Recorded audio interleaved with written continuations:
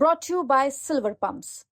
Top quality और consistent performance के लिए सिर्फ सिल्वर पंप्स नाम याद रखना। ऐसा जो मेन इंफ्रास्ट्रक्चर दिल्ली के अंदर है, मैं समझता हूँ कि सब कांग्रेस की देन है। जब हमारे वहाँ की मुख्यमंत्री थी तो उस टाइम सबसे ज़्यादा काम दिल्ली में ये थे। बाकी मैंने जैसे बताया कि भावनात्मक मुद्दों को लेकर लोग चुनाव में जाते हैं, टेम्परेरी को फ़ायदा होता है। बात कर लेते हैं कि राजस्थान में जो पूर्व मुख्यमंत्री के ओएसडी थे, उन्होंने काफ़ी आरोप लगाए हैं अशोक गहलोत के ऊपर। क्या मानते हैं लोग? देखो मैं पहली बात तो मैं इस बात को गलत मानता हूँ कि वो इतने अच्छे जिस टाइम वो काम कर रहे थे ओएसडी के रूप में, कोई संबंध अच्छे भी हो सकते हैं, बुरे भी हो सकते हैं।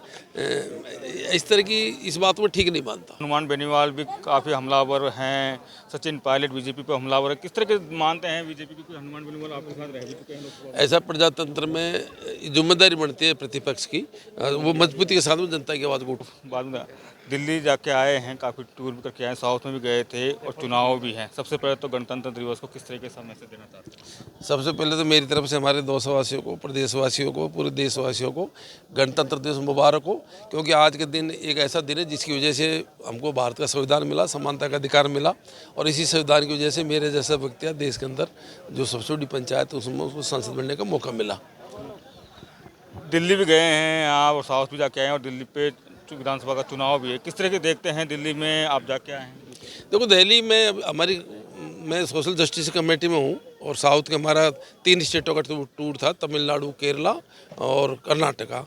और जो भी मुद्दे हैं जनहित के, उसमें ज़्यादातर जो वंचित वर्ग के मुद्दे हैं उन मुद्दों को हमने संबंधित विभागों में मीटिंग में ली थी और कई चीज़ हमको सीखने को भी मिली। कई ऐसी योजनाएं थी जो स्टेट में अच्छी हैं, कई हमारे अच्छी हैं। तो मैं समझता हूँ मेरा नया अनुभव था और काफ़ी बातें मुझे उसमें सीखने को मिली। हम प्रयत्न करेंगे कि उनसे कुछ बातों का समय जब भी मौका मिलेगा उनको हम इम्प्लीमेंट करें।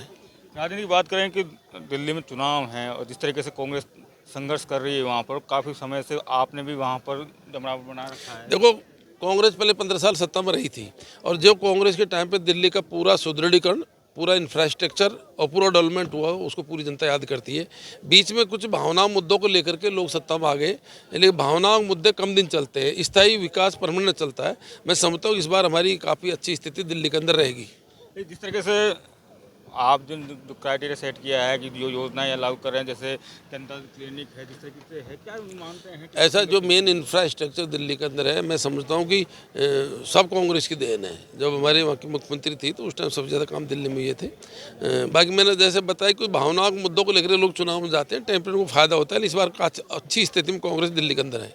राजस्थान की बात कर लेते हैं कि राजस्थान में जो पूर्व मुख्यमंत्री के ओएसडी थे, उन्होंने काफ़ी आरोप लगाए हैं अशोक गहलोत के ऊपर। क्या मानते हैं लोग? देखो मैं पहली बात तो मैं इस बात को गलत मानता हूँ कि जब जाके वो इतने अच्छे जिस टाइम वो काम कर रहे थे ओएसडी के रूप में, कोई संबंध अच्छे भी हो सकते हैं, बुरे भी हो सकते हैं। इस तरह की इस बात को ठीक नहीं मानता।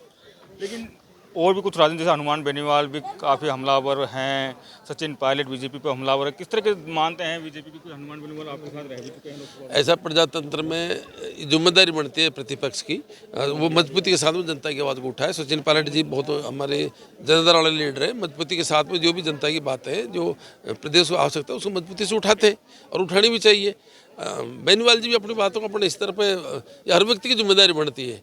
हम प्रजातंत्र में, हमको जनता चुन के भेजती है और जो सत्ता में जो भी कमियां होती है हम सबकी जिम्मेदारी बनती है कि हम उनको उजागर करें।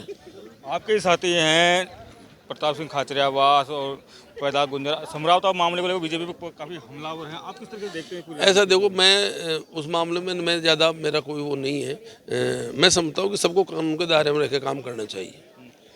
किरोड़लाल मीणा ने कुछ दिन पहले कहा था, बीजेपी के विधायक हो, कांग्रेस के विधायक हो, मैं सबका काम करूँ। ये काम करने भी चाहिए। ऐसा विचारधारा अलग अलग हो सकती है, विचारधारा अलग अलग होती भी हैं और होनी भी चाहिए, लेकिन जब विकास के मामले होते हैं, भारतीय संविधान का मामला होता है, हम सब एक है। सबकी जिम्मेदारी बनती है कि सब मिलकर विकास के काम करें। विकास सबके काम आता है। आप कुछ दिन पहले केंद्रीय मंत्रियों से मिलकर आए थे, नितिन गडकरी हो, उससे मिले, क्या कुछ ऐसा हमारी जिम्मेदारी बनती है। मैं केंद्रीय मंत्री नितिन गडकरी से मिला था, मैं रेल मंत्री से मिला था और मैं टूरिज्म मिनिस्टर सख्तावत से मिला था। गडकरी जी से मेरी 4-5 डिमांड है, मैं समझता हूँ निश्चित पूरी होंगी। एक तो ब्लैक स्पॉट्स हमारे इस हाईवे में है, कानोता से लेके और भरतपुर तक पूरे राजस्थान के अंदर 46, उनका इम्प्रूवमेंट होना जरूरी है कि उनमें एक्सीडेंट बहुत होते हैं।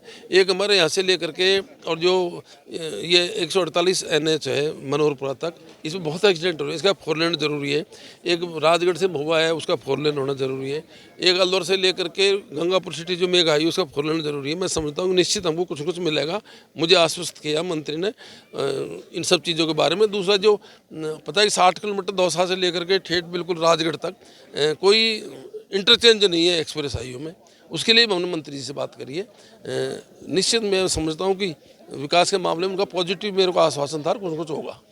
लास्ट सवाल पूछूंगा, पहले ERCP KPC, अब बीजेपी सरकार ने राम सेतु परियोजना कर दी है। ऐसा ही बीजेपी वाले केवल ड्रामा करते हैं।